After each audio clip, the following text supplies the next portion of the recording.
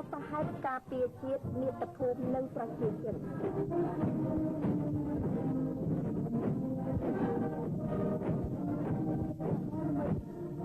មួយតាំងជាប្រយុទ្ធនិងត្រៀមប្រយុទ្ធក្នុងបទពិសោធន៍ដ៏សម្បូរបែបជារយៈពេលដោយធំបដិសន្ធិឡើង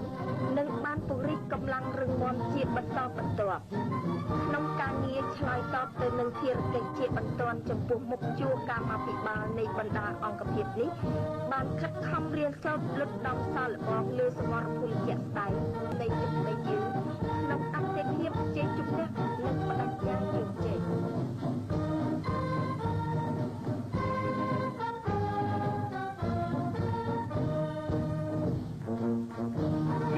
គឺជាផ្នែកនេះជាជាស្បជើងទឹកតាមសំណើដល់ទៅវិញនៃបូរណភាពទឹកដីរបស់មាតុភូមិ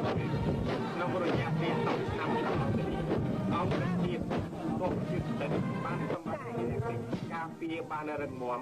ដែនទឹកដែនសមុទ្ររបស់មាតុភូមិដ៏ពិសិដ្ឋអាមាភិបាលនគរបាលតំណាងឲ្យនគរបាលប្រជាជនប្រដាប់អាវុធស្អាតស្អំរឹងមាំ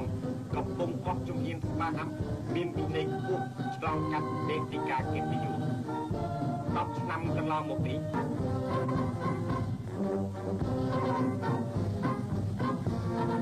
កងកម្លាំងនគរបាលប្រជាជនប្រដាប់អាវុធបានរីកធំធាត់ឡើងទាំងបរិមាណនិងគុណភាពប្រយុទ្ធ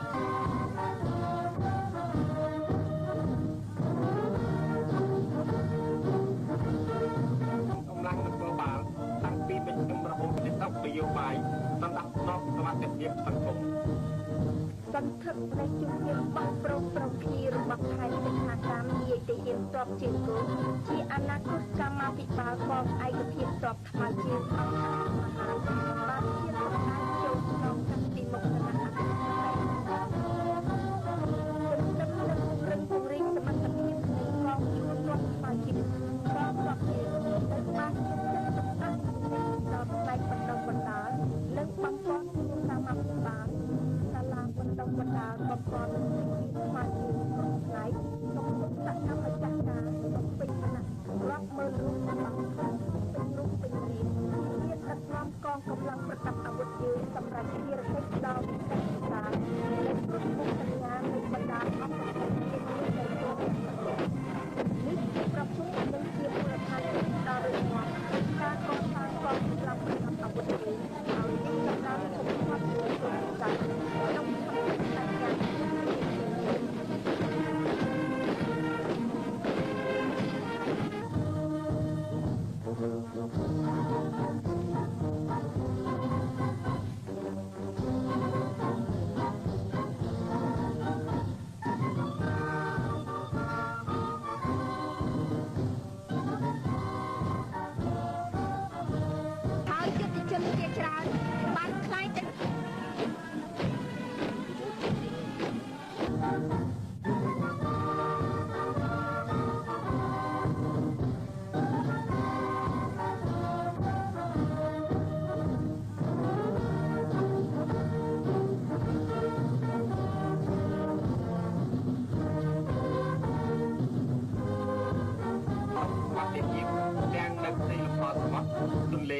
នៃបូរណភាពទឹកដីមាតុភូមិយើងគឺស្ថិតក្រោមកិច្ចការពារ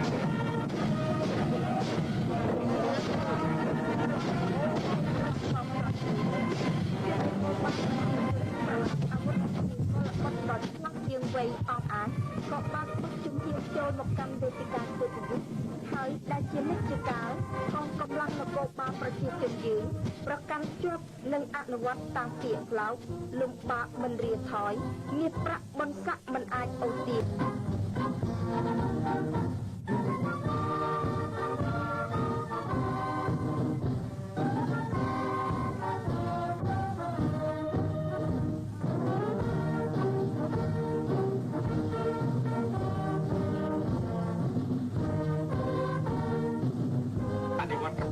ដល់អង្គការឈានឡើង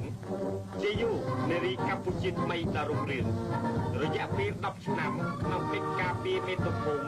នារីកម្ពុជារាប់សិបពាន់នាក់បានក្លាយទៅជាកម្មាភិបាលយុទ្ធនារីដ៏អង់អាចក្លាហានក្នុង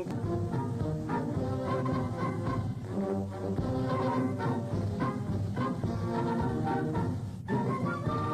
នុងការចងក្រងតបជាប់ប្រព័ន្ធសរសៃឈាមដល់ក្រហមចិនចៅរបស់កងកម្លាំងប្រដាប់អាវុធនៅគ្រប់រណសេរីប្រយុទ្ធនិងគ្រប់ទីតាំងដែលឈរជើងរូបកាយសង្ហាប្រុសសោភាតំណាងឲ្យអង្គភាពពេទ្យកងទ័ពប្រជាជនបដិវត្តជាកម្មាភិបាលយុទ្ធជនមាននាមថាមេដាដល់សប្បុរសនិងអំណត់ព្យាយាមបានសម្រេចស្នាដៃក្នុងរយៈពេល10ឆ្នាំដល់ប្រចាំដល់ចំវិរៈកម្មាភិបាលយុទ្ធជននៃអង្គភាពយោធារបស់យើងមានមុខនៅគ្រប់មន្ទីរពេទ្យតូចធំនិងនៅគ្រប់គិលានដ្ឋានក ងកម្លាំងយុទ្ធនារីនគរបាលប្រជាជននៃយើងបានយកអស់កម្លាំងកាយកម្លាំងបញ្ញា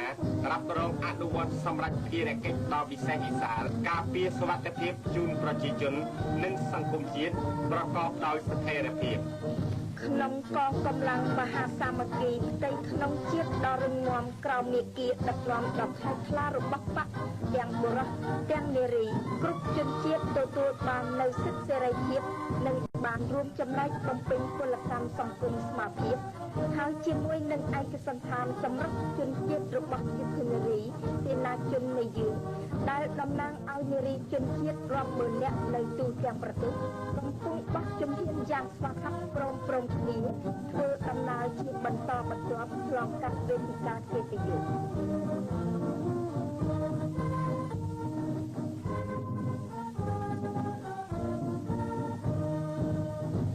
កងកម្លាំងតំណាងឲ្យសេនាជននារីនៅទូទាំងប្រទេសកម្លាំងដែលផ្សារភ្ជាប់ទៅនឹងមូលដ្ឋានរបស់តាំងចែមិនអាចខ្វះបាននេះមិនគ្រាន់តែបានរួមចំណែកយ៉ាងធំធេងរាប់ពីគូទ័ពចេញរុករកខុសសម្បត្តិខ្លាំង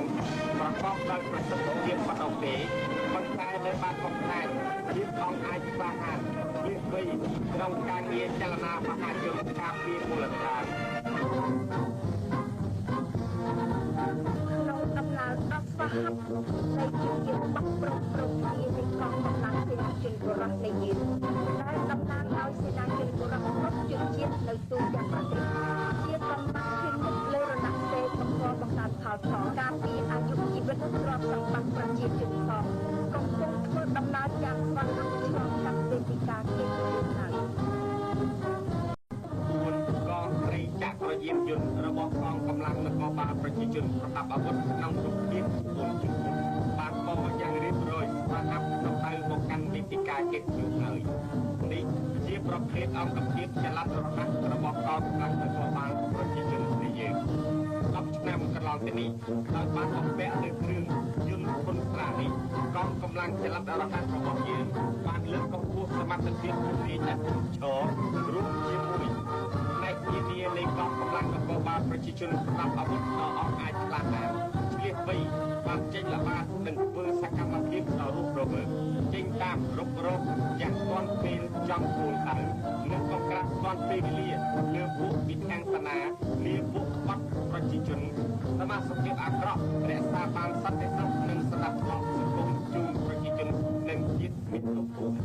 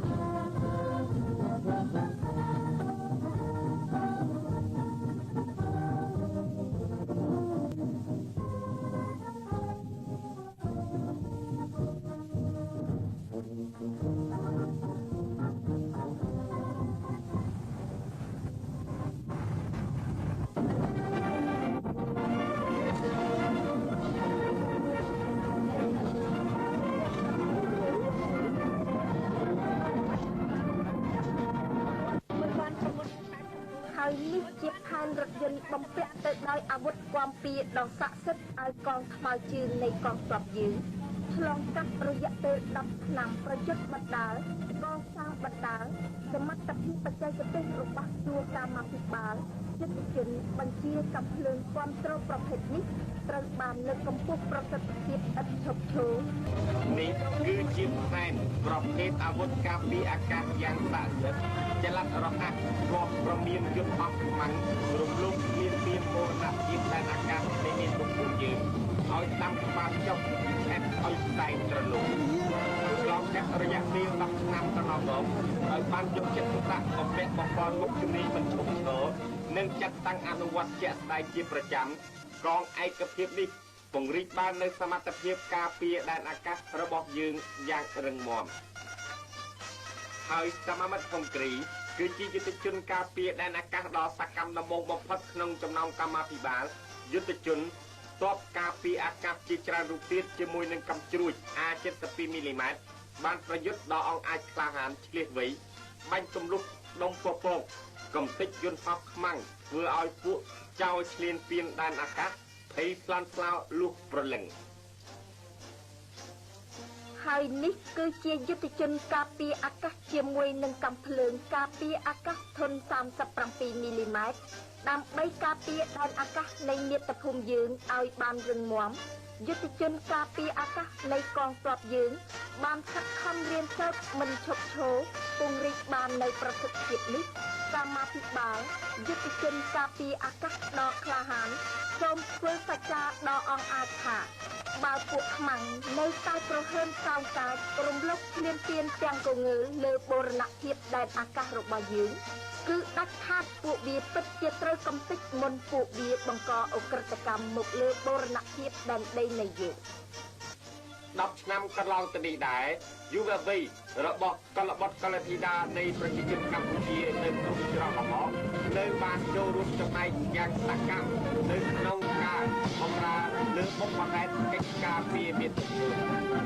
មិនត្រឹមតែប៉ុណ្ណោះកងឯកភាពគ្រប់លំដាប់ថ្នាក់របស់កងកម្លាំងប្រដាប់អាវុធប្រជាជនបដិវត្តកម្ពុជាយើងនៅគ្រប់ទីទីបានคลายម្ចាស់ការស្វែងរករកបុព្វហេតុការពារមាតុភូមិដល់ជាជ័យហើយសន្ធិដ្ឋនៃកងរថផ្ទះដែកនៃកងឯកភាពបច្ចេកទេសដ៏អង្អាចក្លាហានរបស់កងទ័ពយើងឆ្លើយតបនឹងសំណុំពរភារកិច្ចប្រយុទ្ធកាន់តែខ្ពស់ឡើងជាលំដាប់កងឯកភាពនេះត្រូវបានប្រសូតឡើងមិនឈប់ឈរទាំងយប់ទាំងថ្ងៃក្នុងរយៈពេលដ៏ខ្លីមួយ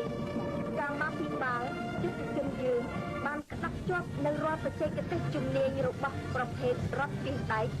ទើបការចល័តរហ័សហើយប្រកបដោយប្រសិទ្ធភាពក្នុងបុព្វហេតុកិច្ចការពារមាតុភូមិដ៏រុងរឿងរបស់យើង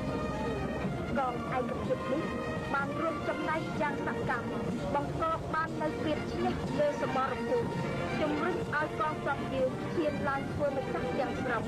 ទាំងនៅតំបន់ព្រំដែនទាំងនៅផ្ទៃក្នុងប្រទេស